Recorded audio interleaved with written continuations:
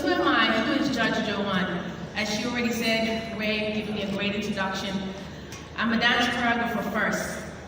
I'm a yoga teacher second. Well, not necessarily in this order. I'm a mom. I have 3 boys. I danced for all my pregnancies.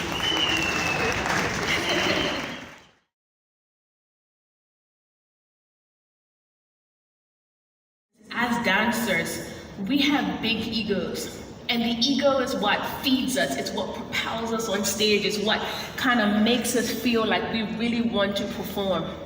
But at the same time, that ego does not pay the bills.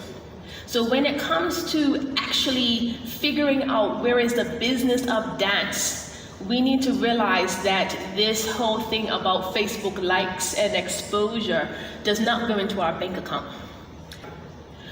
As dancers, if we can get to the place where we're in unity enough to say, this is the rate for solo dancing for this long, on this stage, for this type of budget, or this crew. If we could have a unified rate, I'm reaching because we're not there yet, that would help the situation quite a bit. Also learning to work your way up, to know when it's okay to give something for free or less, and knowing when it's time to demand your worth.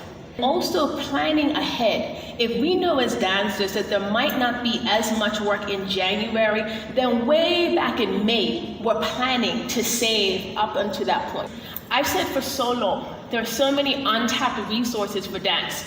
There's so many schools that want dance lessons. There's people recovering from cancer that need dance therapy.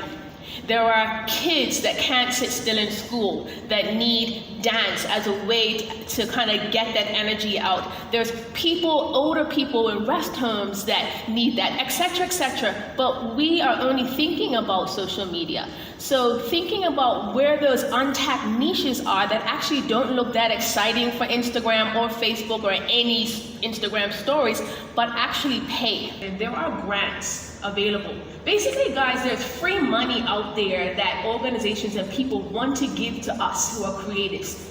And they say, you know what, I want to give $10,000 for a person to go dance in South Africa and to capture that and write about it in this marginalized community, or I'm just giving an example.